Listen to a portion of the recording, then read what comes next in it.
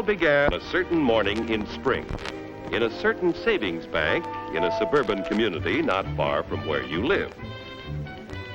While a certain young man waited in the outer office, intent only on business, and a certain young secretary proceeded with her work, oblivious of any. The problem of immediate concern was being discussed inside the office of the president, who was putting it like this. I phoned you, Chet, because, well, while this is strictly speaking an advertising problem, I felt sure the agency would be able to help. Of course we can. This series of TV programs explaining the backgrounds of various businesses is mighty worthwhile. And as long as they've asked you to do one on savings banks, you should jump at the chance. Matter of fact, since you phoned me yesterday, I've already things rolling. That is, if you agree. First of all, we need a script for this program. And for that script, we should have someone with a new, fresh point of view. I'll go along with that. Whom do you have in mind? Charlie, there's a fellow outside I'd like to suggest. After his hitch in the service, he went to college. Took everything from business administration to modern art. Incidentally, he's a pretty good artist with a knack for visualizing facts and figures.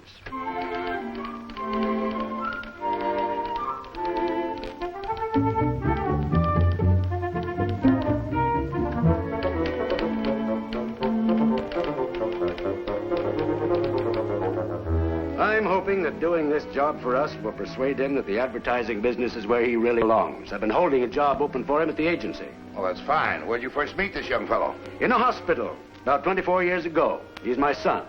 Oh, well, let's get him in here. Miss Kimball. Yes, Mr. Nichols? Will you kindly have Mr. O'Neill come in, please? And I'll need you, too. Yes, sir.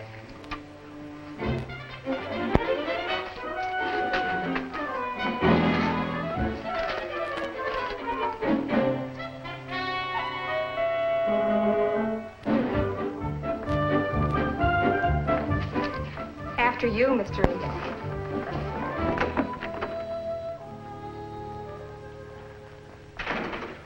Charlie, this is my son, Tom. Mr. Nichols. How are you? How do you do, sir? I'm glad you're going to help us out. I see you've already met my secretary, Miss Kimball. Miss Kimball, this is Mr. O'Neill. Hello? Mr. O'Neill will be preparing some material on savings banks for a television program. Please help him all you can. Yes, sir. He should see key men in every department. Please set up appointments for him. And for the moment, this project has priority. I understand, Mr. Nichols. Thank you, sir. Well, shall we get started?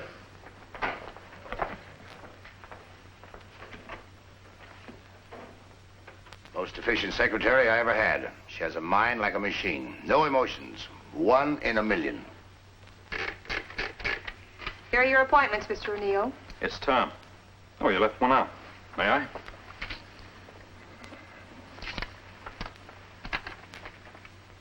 I'm sorry, Mr. O'Neill, but I don't go out with customers. Well, I'm not a customer. I'm an associate.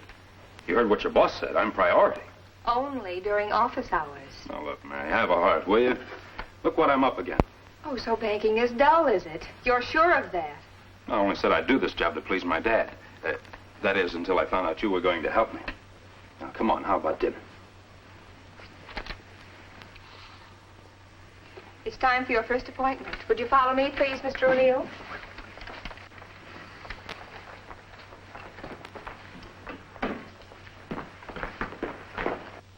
Safety of the Saves Bank investments is an important point to emphasize, Mr. O'Neill. That's why during the Depression years, not a single mutual savings bank in the state failed. I've made a note of that. And thank you very much, Mr. James. Not at all. Good luck in your project. Okay, so I did my homework. Now, how about that dinner? You're busy. Here. What are all these? Well, that's research material I got for you from our father. Here is a study of the effect of regular savings. Did you know that if you saved $50 a month for 10 years, you'd have $6,000 not counting interest dividends? Right now, I'm not interested in saving money. I'd like to spend some on dinner for two. Now, will you please have dinner with me? No, thank you. All right. Suppose I dig in. And tomorrow night, you and I are having dinner together. And no arguments. So long, Mary.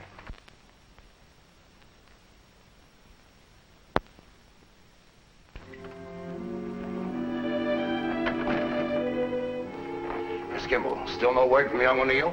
No, sir. Well, you needn't wait. He'll probably be in tomorrow. You know, I'd forgotten about your vacation starting when I asked you to work with him. Miss Olson can take over. Now, you have a fine rest, and bye-bye. Bye.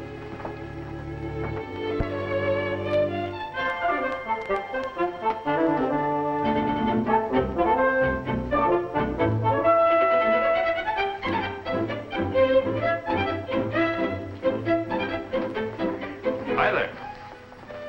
I told you I'd be back early. Well, there it is.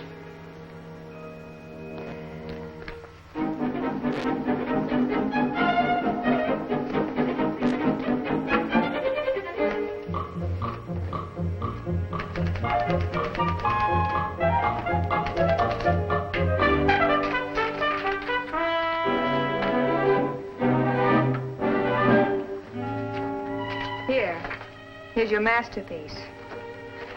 What's the matter? Don't you like it? Would you like to know what I really think about that script? Why, sure. I think it's about as exciting and as dramatic as a telephone book. What do you want, South Pacific? No. Little imagination, a few fresh ideas. You're supposed to have studied art. Well, here was a chance to show it instead of just talking about it. All I ask is that you let me know when this masterpiece is to be shown. I'll make a point not to see it. Good night. Mary, wait. Okay, you were right. I did give the script a brush off. It's a pretty stupid thing to do. How does a fellow go about proving he's sorry? Oh, I know. I guess he just starts all over again. The only trouble is I'll still need to get the inside story directly from someone who knows. And this time I'll be listening. Dinner? Strictly business.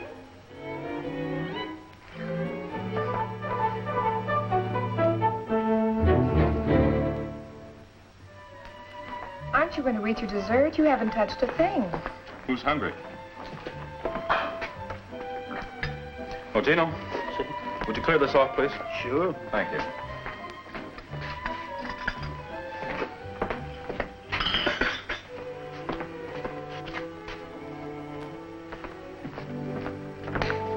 That does it.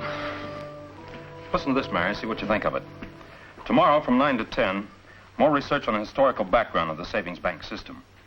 10 to 11, I'll interview the superintendent of banks on the safety record of savings banks. 1 to 3, I'll talk with the depositors on what savings banks have meant to them, including school kids with school savings accounts and policyholders with savings bank life insurance. From 3 to 5, I'll interview various trustees of savings banks.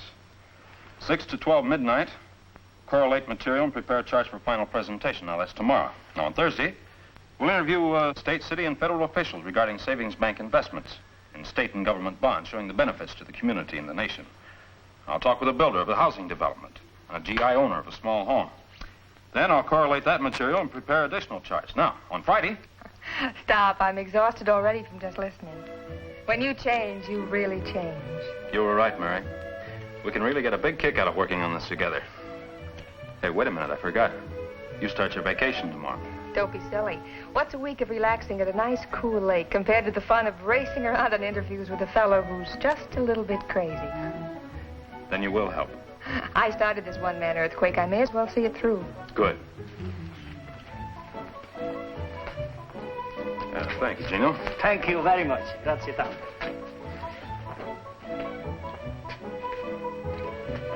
Come again.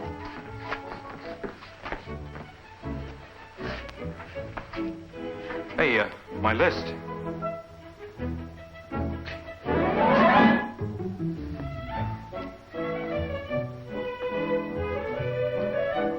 Thank you, Gino. You're welcome.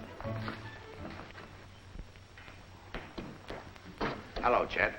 You're just in time. They're all set and waiting for us. Tom and Mary? That's right. What have they lined up? Any idea? You mean you're in the dark, too? Tom said he needed an office where he and Mary could work.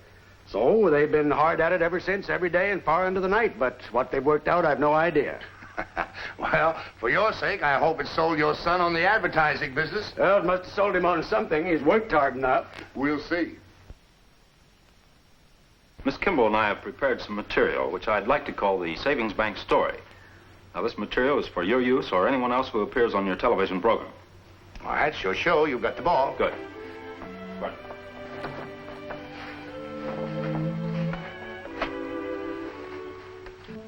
To begin with, there's history. It all began a century and a half ago with a fellow we'll call Tommy Toiler. Tommy had to work 14 hours a day at 14 different jobs to earn about $6.40 a week. But these $6.40 went a long way. Once in a while, Tommy would find something left after he had paid his bills. What to do with it? That was the problem. Now, he couldn't hide it. Someone might find it. He couldn't bury it. His dog would dig it up.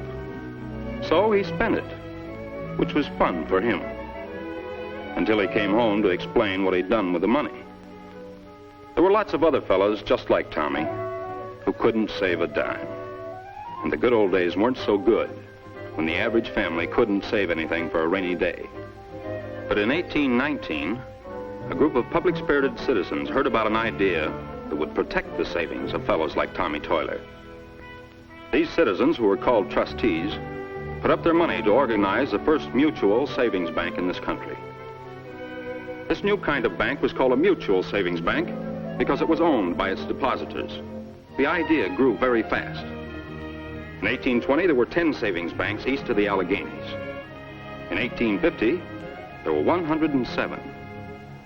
In 1865, 316. Today, there are over 500 mutual banks serving nearly 20 million depositors. By 1950, in New York State alone, of a total of 14,800,000 people, more than half had accounts in savings banks, which means an average of almost 2 accounts for every family in the state. That one word, safety, has always been the keynote of the savings bank system. The trustees who helped to found the first savings bank found themselves with a real problem. How could they safely put the depositors' money to work?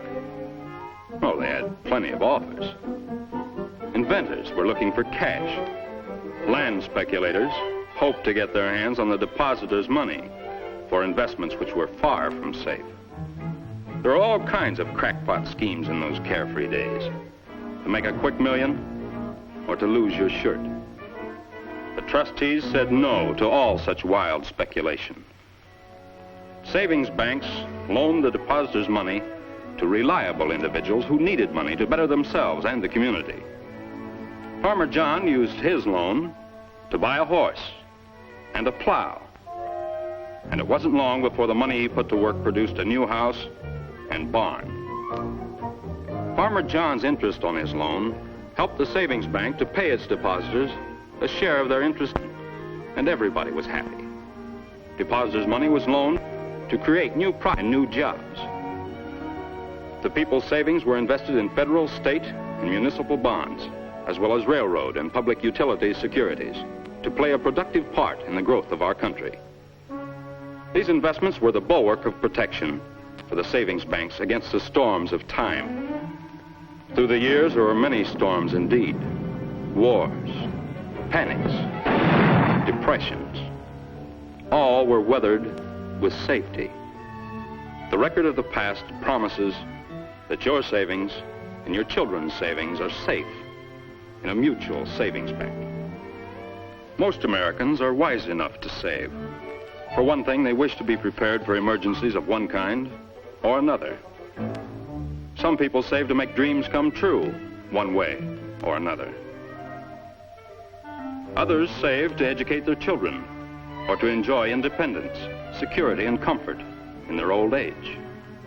Other people save for vacations or to buy a new car. The various benefits of savings to the depositor are still only one side of the coin.